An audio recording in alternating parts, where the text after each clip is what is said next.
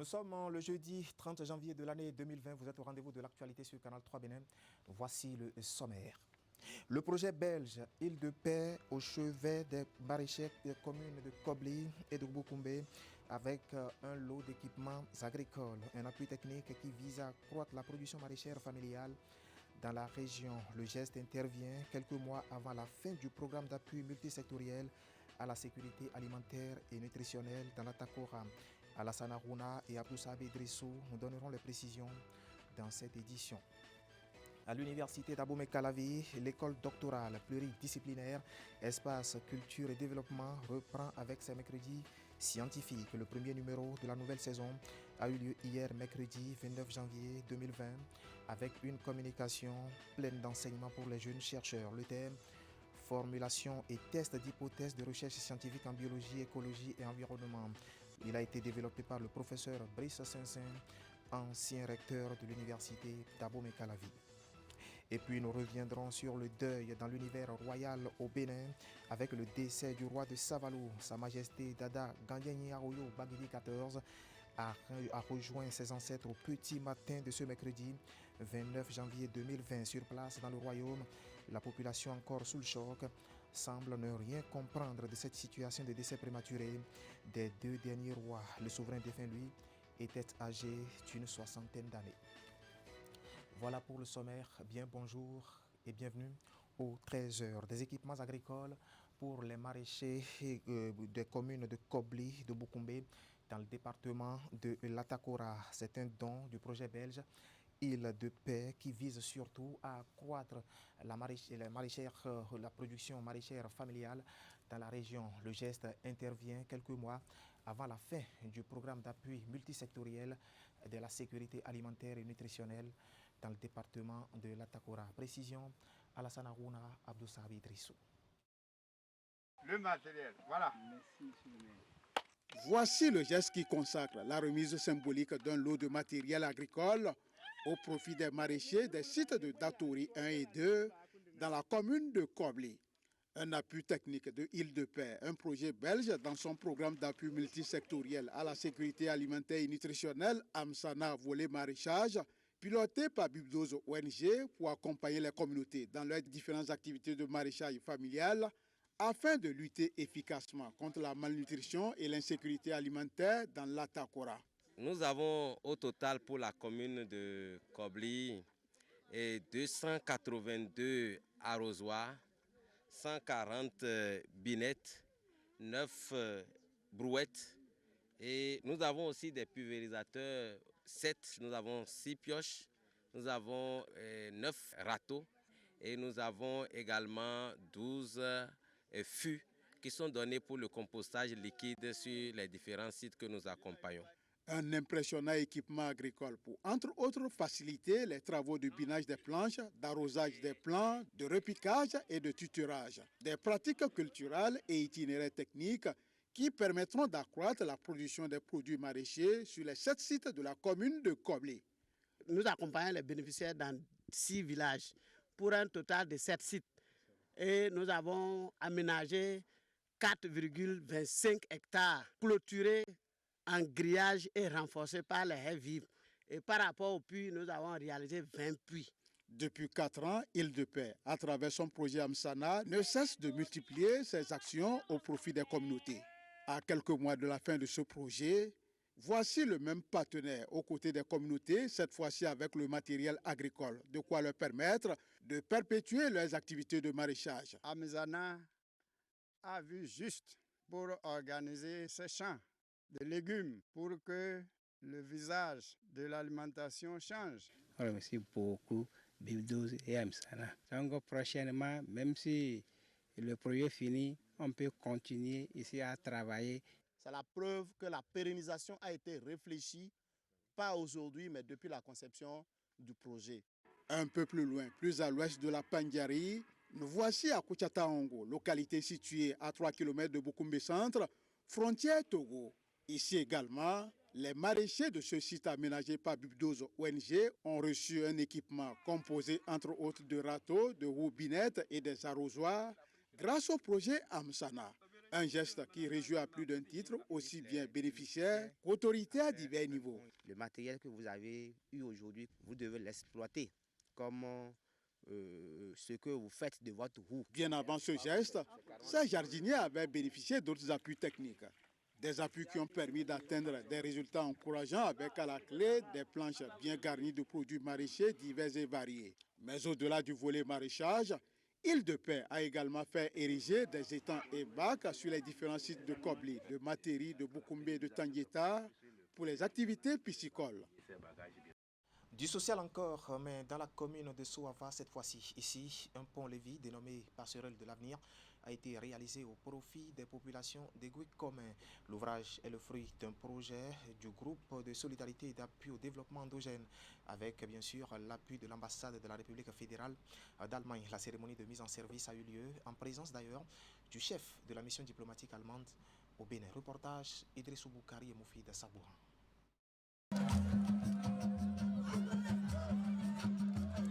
La fête est belle au village et le spectacle est bien beau. C'est dans cette ambiance des grands jours que les populations de Souava accueillent l'ambassadeur de la République fédérale d'Allemagne avec sa délégation, avec à leur côté le président du GESAD ONG, groupe de solidarité et d'appui au développement endogène. André Todje, par ailleurs premier adjoint au maire de Souava, l'homme grâce à qui Egekome bénéficie de cette passerelle dont la mise en service a mobilisé tout le village. D'abord les bénédictions du représentant des sages, puis la coupure du ruban pour inaugurer l'ouvrage. Comme le dit Isaac Newton, les hommes construisent trop de murs et pas assez de ponts ni de passerelles. Ce n'est pas tous les jours que l'on inaugure un pont ou une passerelle dans la commune de Souava. Cela n'arrive qu'une fois par an peut-être. L'objectif donc de la passerelle que nous mettons en service ce jour est de contribuer à l'amélioration des conditions de vie et de travail des populations, en l'occurrence des élèves, des femmes, des malades de véquilles et de gambiers, par un accès facile au collège, au centre de santé et au marché. Traversé par la rivière et le lac Nokui, Egekome est le village carrefour entre plusieurs localités de la commune de Souava, mais la mobilité de ses habitants n'est pas aisée. C'est le village qui abrite la seule radio communautaire dont dispose la commune. La réalisation de cette passerelle vient donc connecter Egekome à d'autres villages. En tant que diplomate, on pourrait dire de manière métaphorique, la diplomatie consiste en construire des ponts sur lesquels les peuples, les populations peuvent se rencontrer pour leur bien-être, pour le commerce, pour l'échange. C'est en quoi consiste la diplomatie et c'est en quoi consiste aussi notre coopération. Je crois maintenant vous n'aurez plus une excuse en prétextant d'avoir des bras et des pieds mouillés, de ne pas faire enregistrer les naissances à la mairie, de ne pas envoyer les filles à l'école et de ne pas rencontrer les journalistes de la radio et de s'informer de ce qui se passe au pays et ailleurs. La passerelle de l'avenir est la 8e sur le financement de l'ambassade de la République fédérale d'Allemagne et grâce au dynamisme du président du GESAD ONG. Les bénéficiaires ont promis d'en faire un bon usage et attirent par la même occasion l'attention des donateurs sur d'autres besoins, à savoir la construction des écoles et des centres de santé pour le bien-être des populations lacustres de Souava.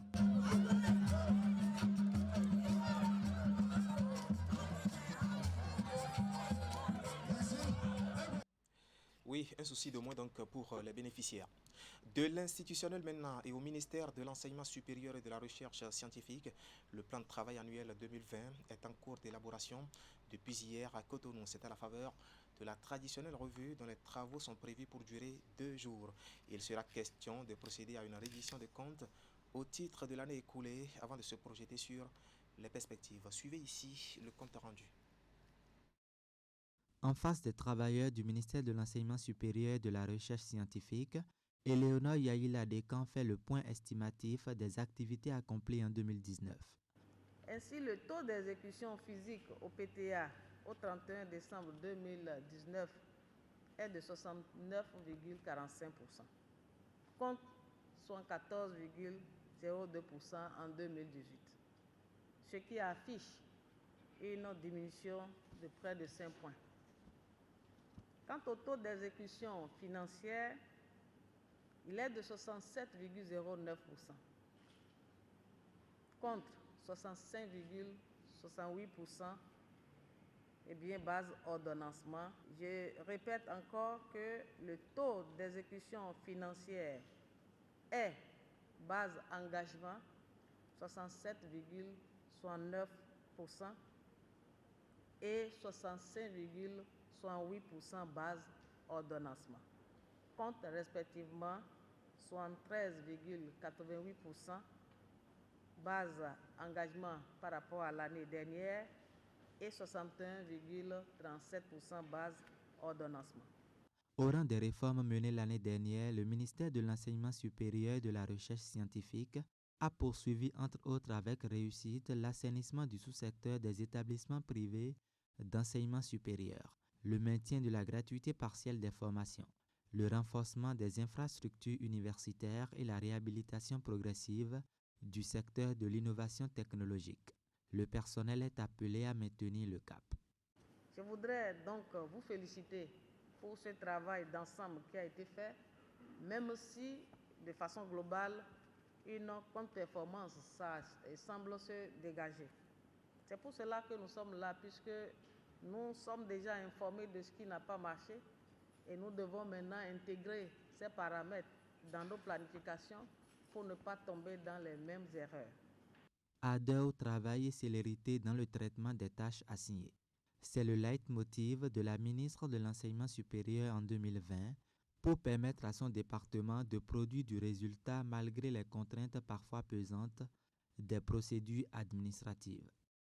Voilà, c'était un reportage signé Hébergé de Radio.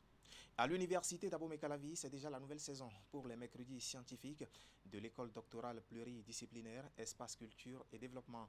Le premier numéro a eu lieu hier mercredi avec comme orateur le professeur Brice Saint-Saint, ancien recteur de l'université d'Abomey-Calavi. Thèmes développés, formulation et tests d'hypothèses de recherche scientifique en biologie, écologie et environnement. Précision, Clément Achadé. La recherche Devant une assistance composée majoritairement de doctorants, Brice Saint-Saint planche sur un thème méthodologique pour les jeunes chercheurs. Formulation et test d'hypothèses de recherche scientifique en biologie, écologie et environnement. Je suis d'abord parti du fait que l'hypothèse s'impose à tout individu qui veut lancer un projet de développement, un projet de recherche scientifique. Parce que c'est une meilleure manière de tester les questions que l'on se pose suite à des constats, suite à des observations, à des faits. Et quand vous posez très bien, vous formulez très bien vos idées sous forme d'hypothèses, c'est beaucoup plus facile de convaincre aussi quelqu'un que les résultats ont été atteints ou non. Et ce thème choisi pour la séance inaugurale de cette nouvelle saison de mercredi scientifique ici à l'école doctorale pluridisciplinaire, Espace Culture et Développement, répond à une préoccupation. La formulation des hypothèses pose un grand problème dans la rédaction des thèses aujourd'hui. Lorsqu'on parle d'hypothèses, des objectifs, de la méthodologie, c'est la base même de la science chez nous. Pour étayer ses propos, l'orateur du jour a fait référence à des thématiques qui font encore l'actualité. L'exemple de la corruption. Lorsque réellement on a des outils pour faire appliquer les sanctions, on parvient à faire chuter la corruption à un niveau relativement bas. Ça, c'est une hypothèse de travail. Et vous voyez, alors cette idée aurait pu être opposée à, dans un système où il n'y a aucune politique de sanction, qu'est-ce qu'on aurait pu avoir comme résultat par rapport au taux de corruption?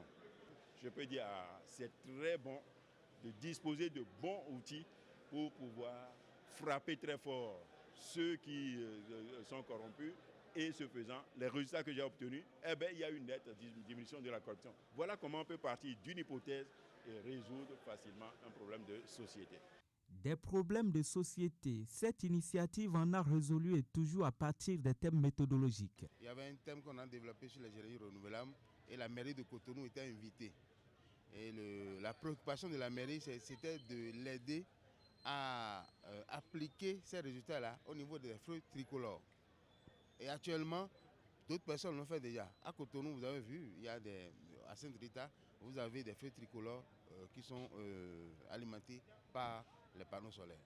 Une avancée dans l'objectif visé par ce lieu de savoir qui entend partager avec les gouvernants les résultats de ses recherches. Désormais, le rendez-vous est mensuel ici avec des thèmes tout aussi utiles les uns que les autres pour la société. Depuis hier, un phénomène s'observe à Cotonou et dans les environs. Il s'agit d'un brouillard dont l'épaisseur rend difficile la circulation des usagers de la route. Quelques-uns interrogés par l'une de nos équipes de reportage parlent de ce phénomène plutôt inhabituel.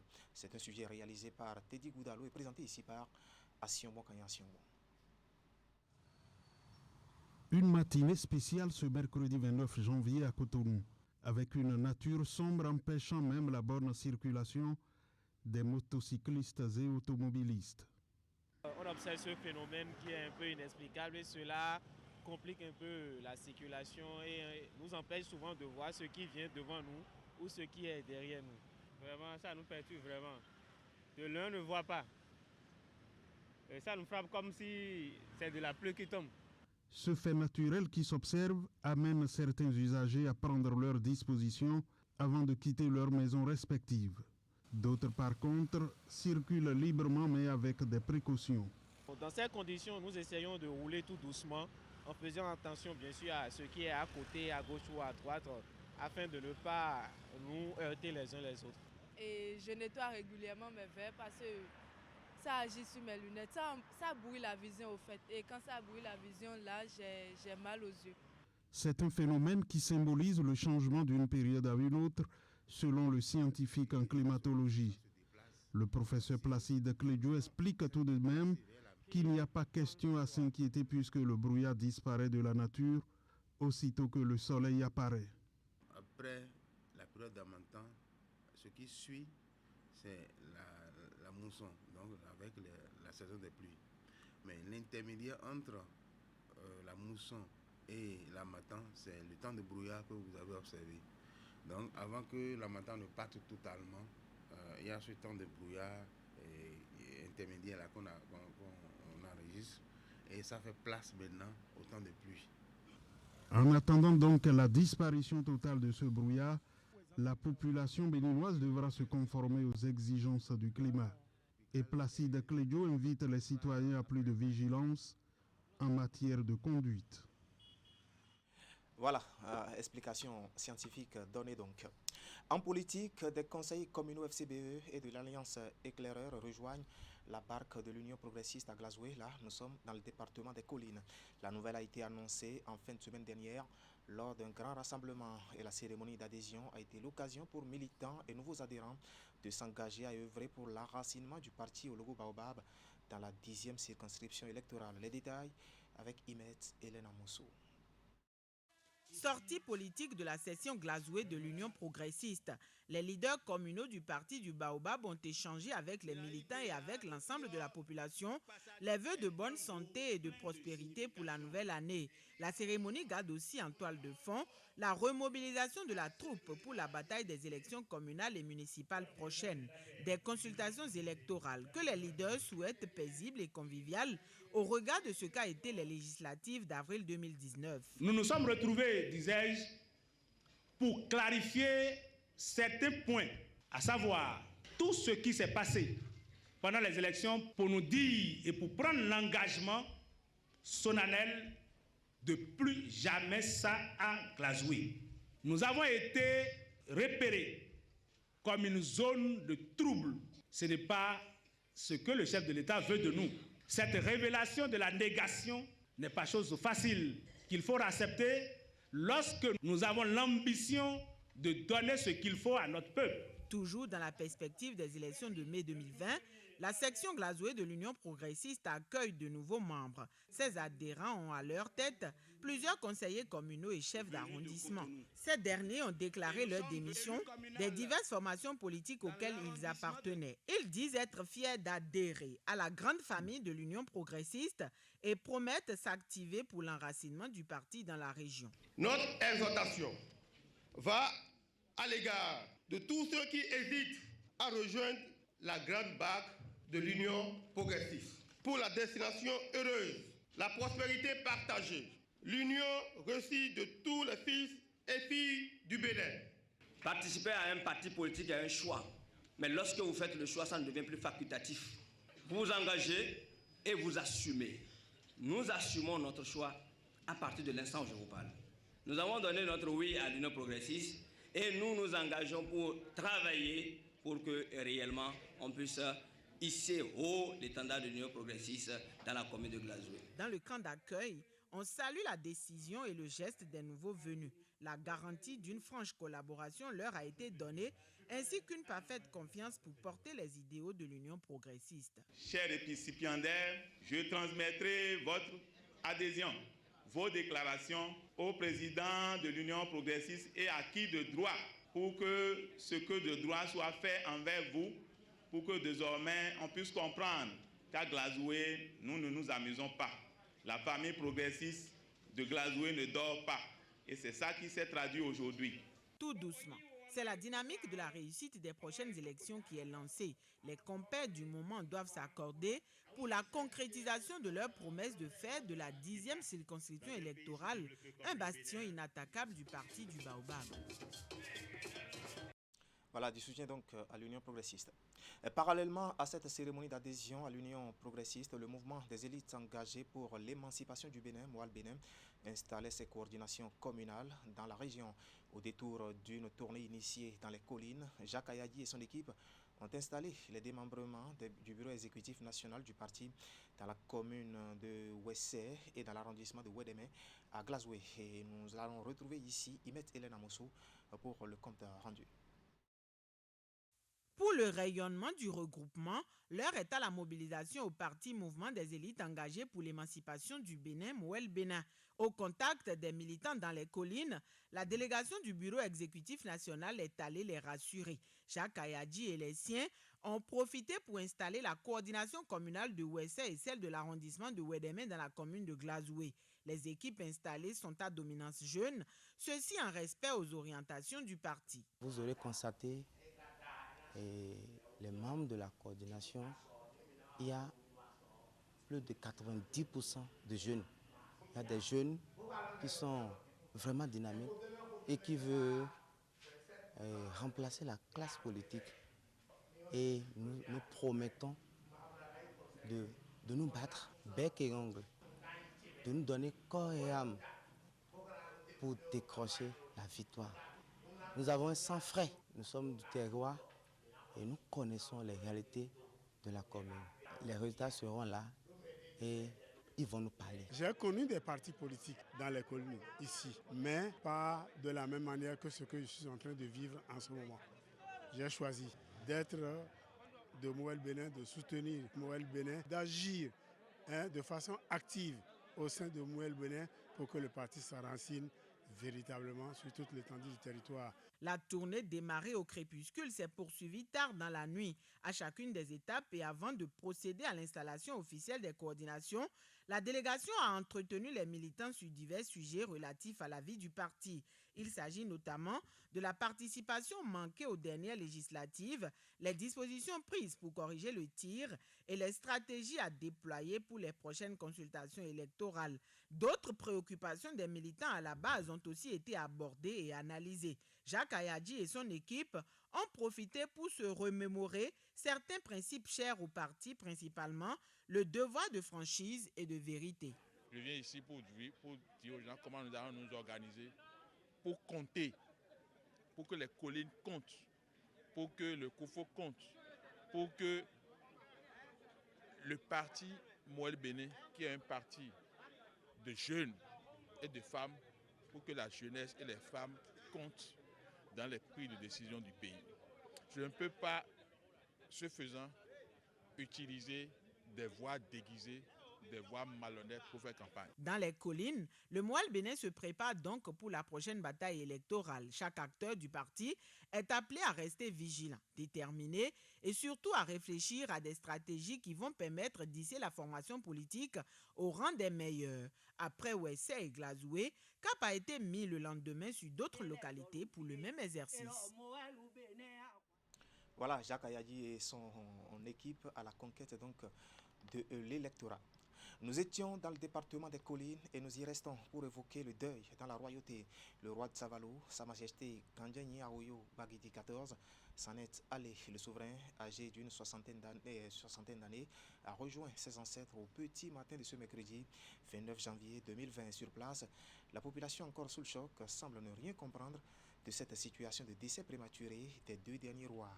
Nous allons retrouver encore Imet Elena Mossou pour plus de précisions. Successeur de Tosok Bagidi XIII, le 14e roi de Savalou s'en est aussi allé au petit matin de ce mercredi 29 janvier 2020 des suites d'une maladie. La nouvelle portée au public par différents canaux n'est pas encore confirmée par la Cour royale. Toutes nos tentatives pour avoir la confirmation des voix les plus autorisées sont restées vaines. Toutefois, au palais royal de Savalou, lieu très fréquenté par les sujets, tout est calme. Une atmosphère de tristesse règne. Pour les quelques individus retrouvés sur place, l'information ne serait encore qu'une rumeur, comme cela a été le cas plusieurs fois déjà. En revanche, dans la ville, cela ne fait plus l'ombre d'aucun doute. Dada Kandjani Aoyo Bagidi XIV a tiré sa révérence et cette disparition laisse le peuple sans voix. Pour la plupart des citoyens rencontrés, la mort prématurée qui frappe le trône de Sora depuis quelques années devient préoccupant. Bon, vraiment, ça m'a été beaucoup étonné parce que j'ai appris ça. Et c'est vrai. Mais je pense que c'est depuis hier. Plus d'un an comme ça, vraiment, il ne se sentait pas bien. Je ne me sens pas du tout bien. Parce que vraiment, c'est mon oncle. Il est un homme calme, vraiment jovial. Vraiment, on ne dirait pas. C'est bien vrai. Il était malade vraiment. Ça fait près d'un an environ. Au moment où nous étions à l'enfance, les rois font des quarantaines d'années, cinquantaines d'années. Maintenant, au moment où nous grandions maintenant, c'est le contraire. 8 ans, l'autre est parti. Le second aussi, ça fait 4 ans. Donc vraiment, même s'il y a problème, il n'y a aucun problème sans solution. Ils vont s'entendre là-bas et régler. Ça, c'est pas bon. C'est choquant parce qu'à mon avis, il n'est pas trop âgé.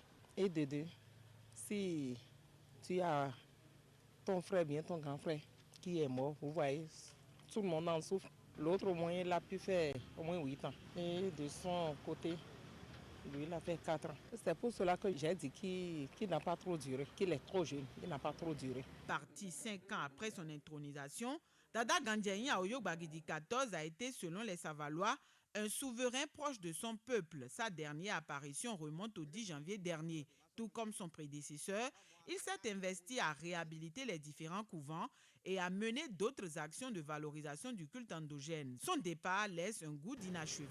C'est vrai, il est un roi, mais ce qu'il a pu faire quelque chose, en tout cas, ce que l'homme peut faire, il a pu faire.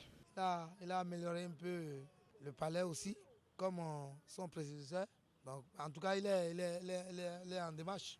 De son vrai nom, Alessandre Sevenya Rotonji Bagidi, le 14e roi de Savalou a su, selon ses administrés, assumer avec dignité la mission à lui confiée par ses ancêtres. La soixantaine environ, il est le géniteur de plus d'une dizaine d'enfants qu'il a eu de ses 3 épouses. L'annonce très prochaine et officielle de son décès par la cour royale sera aussi l'occasion de donner le programme de la cérémonie de ses obsèques. Tout à fait. De la tradition à l'histoire, le Bénin accueille du 1er au 29 février prochain les manifestations du mois de l'histoire des Noirs, un événement institutionnalisé au Royaume-Uni et aux États-Unis. Bien sûr, et au Canada, le Bénin l'accueille pour la toute première fois et plus d'une cinquantaine de participants venus du Bénin, bien sûr de la diaspora, sont attendus. Rencontre d'envergure donc et qui place au cœur du mois de février l'Afrique et sa descendance. L'événement est organisé par Africa Mondo avec le soutien de la mairie d'Abomey-Calavi. Suivez. Le mois de l'histoire des Noirs est né donc aux États-Unis en 1970, a été officialisé par le gouvernement en 1976. Ensuite, ça a traversé les frontières pour aller donc au Royaume-Uni. En 1987, ça a été déclaré officiellement. Ensuite, c'est retourné en Amérique, mais cette fois en Amérique du Nord, au Canada, pour que ça puisse être déclaré en 1995 officiellement. L'afrodescendante que je suis, originaire de la Guadeloupe, est loin de maîtriser effectivement toute la richesse identitaire de l'Afrique et vice-versa. Donc ne pas nous connaître nous-mêmes, ça crée des frustrations. Donc c'est bien sympathique de dire aux Caucasiens, de dire aux Québécois, de dire aux Français, enfin bref aux Américains, dans leur ensemble, qu'il faut connaître l'histoire des Noirs, etc. Si nous-mêmes ne connaissons pas notre histoire, comment peut-on demander le respect aux autres? C'est tout le mois de l'histoire des Noirs, c'est du 1er au 29. C'est une richesse à la fois identitaire, culturelle, mais économique. Nous attendons massivement la population béninoise le 1er février, donc samedi qui arrive là, à l'embarcadère d'Abomey-Calavi, où cette inauguration qui commence à partir de 10h, il y aura un spectacle, mais pas un spectacle, c'est vraiment un spectacle identitaire. Mais il y aura des chants des enfants, des chants poignants, il y aura des discours poignants de personnalités et des gens qu'on ne soupçonne pas au Bénin. Et la dernière activité très importante pour nous, c'est le 29, la clôture du mois de l'histoire des Noirs qui accueille la 2e édition du concours international Femmes Noires Inspirantes. La première édition a eu lieu l'année dernière où le Bénin était à l'honneur. Ça s'est passé donc au Canada où ça a eu un succès fou. On a une vingtaine de candidates. Bien sûr, il y en a plusieurs qui sont du Bénin parce que c'est le pays hôte qui reçoit. Donc forcément, il y a plus de candidatures là. C'est pour honorer, valoriser les femmes, les promouvoir, les femmes noires dans le monde qui impactent positivement leur communauté. Et donc on a une vingtaine de finalistes et on verra quelles sont les 10 lauréates qui seront amenées pour cette année 2020 à poursuivre leur œuvre dans le monde et on va les accompagner. J'invite les Béninoises, les Béninois, les Africains, les Afrodescendants à participer du 1er au 29 février pour la première fois de l'histoire au mois de l'histoire des Noirs, 50 ans après les États-Unis. On ne va pas parler que de l'esclavage, on va parler de nous, on va parler du vaudou, on va parler de l'identité, de la richesse, des rois, enfin bref, des royaumes. On va parler effectivement de ce qui fait l'essence du Bénin. Vous êtes une fierté, nous sommes ensemble une fierté et les afrodescendants que nous sommes, venant de la Caraïbe, de l'Amérique du Nord, de l'Amérique tout court et même de l'Europe, nous avons envie de partager avec vous et de construire le Bénin et de consolider ensemble l'Afrique. Voilà, ainsi va l'actualité cette mi-journée sur Canal 3 Bénin. Toute l'équipe technique et celle de la rédaction qui m'accompagne vous remercie de nous avoir suivis. Bon appétit.